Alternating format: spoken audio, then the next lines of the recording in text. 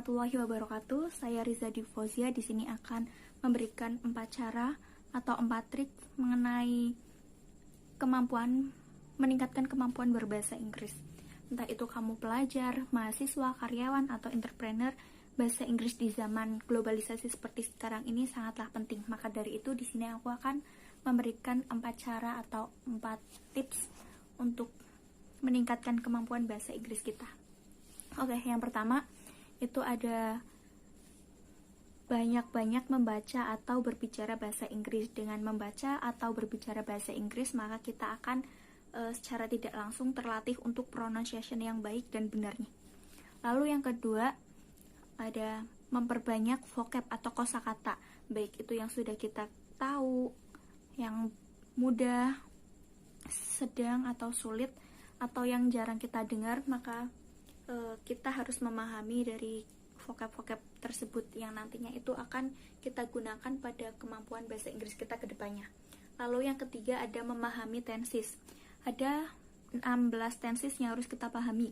Tapi di sini aku akan memberikan tips bagaimana kita akan belajar mengenai tenses dengan mudah, karena grammar yang lumayan sulit itu di tensesnya. Jadi aku akan memberikan 4 tenses aja, yaitu present tense, present simple continuous, past tense, dan future tense. Cara yang pertama untuk kita belajar tenses yaitu memahami aturan atau kaidah mengenai masing-masing tenses itu sendiri. Lalu tips yang harus dilakukan yaitu mengenai tenses yaitu memahami 4 dari tenses yang mudah terlebih dahulu.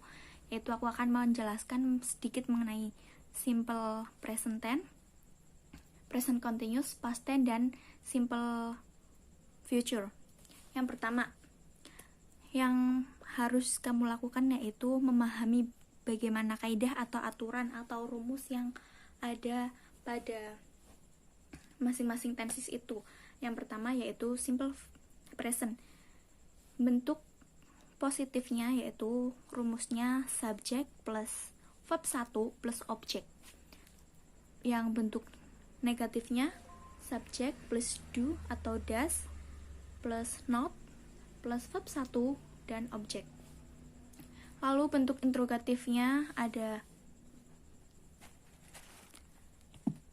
does atau do plus verb 1 plus object. Bagaimana contoh dari masing-masing itu? Subjeknya adalah see, verb pertamanya ada speak, lalu objeknya itu bisa kalian English atau Arabic. For example, she speaks Arabic. Itu bentuk positifnya. Lalu bentuk negatifnya ada she doesn't, karena itu dia menggunakan she, he, atau it itu bisa menggunakan does. Lalu untuk I, you, we, they itu menggunakan do. Lalu bentuk interrogatif yang kita gunakan yaitu does plus verb 1 plus object. Does she speak Arabic? Nah, penggunaan pada present tense ini biasanya menyatakan kebiasaan atau menyatakan kebenaran umum. Contohnya menyatakan kebiasaan. Itu kita bisa melakukan suatu hal yang kita masih lakukan itu sampai sekarang. Misalnya, we eat rice every day. Kita makan nasi setiap hari dan itu berlangsung sampai sekarang. Lalu yang kedua itu kebenaran umum. Sebagai contohnya, matahari terbit dari sebelah timur. Atau juga bisa dalam satu hari itu terdapat 24 jam. Itulah yang menyatakan kebenaran umum dan menyatakan kebiasaan. Kemudian tensesnya kedua yaitu present continuous, yang mana rumusnya dalam bentuk positifnya subject plus to be atau is mr plus verb ing plus object. Lalu bentuk negatifnya ada subject plus to be atau is MR plus not plus verb ing plus object. Dan bentuk interrogatifnya to be atau is MR plus verb ing plus object. Sebagai contoh, she is drinking a cup of coffee. Dan bentuk negatifnya she isn't drinking a cup of coffee. Lalu bentuk interrogatifnya is he drinking a cup of coffee. Penggunaan pada present continuous ini yaitu menyatakan aktivitas yang sedang terjadi pada saat kita berbicara sekarang ini atau aktivitas yang kita lakukan sekarang ini, yaitu mengenai verb ing, yaitu menunjukkan itu tanda sedang berlangsungnya suatu aktivitas. Kemudian tenses yang ketiga yaitu simple past tense, yang mana rumusnya bentuk positifnya yaitu subject plus verb 2 plus object. Lalu bentuk negatifnya subject plus did plus not plus verb 1 dan object. Lalu bentuk interrogatifnya ada did plus subject plus verb 1 plus object. Contoh dari simple past tense yaitu bentuk positifnya ada he drank a tea.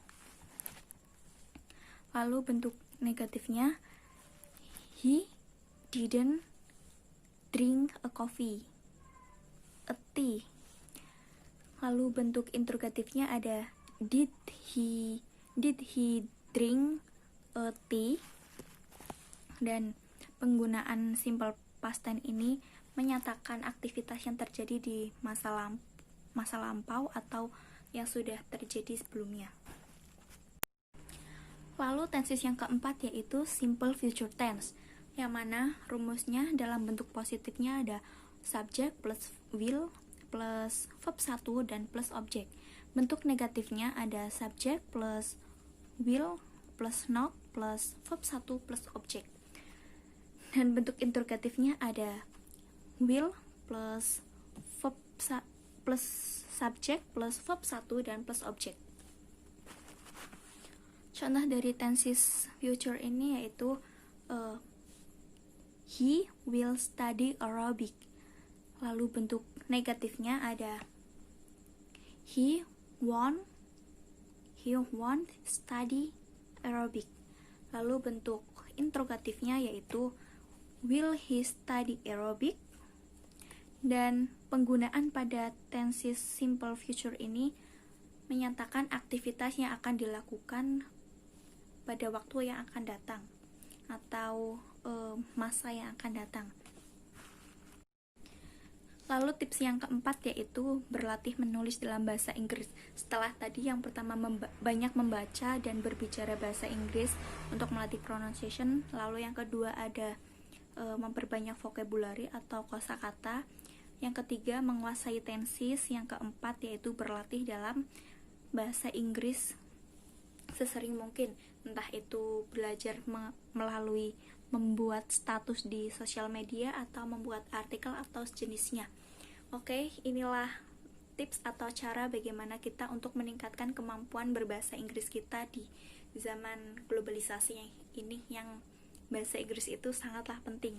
Oke, saya Rizadi Fauzia. Thank you for watching. Wassalamualaikum warahmatullahi wabarakatuh.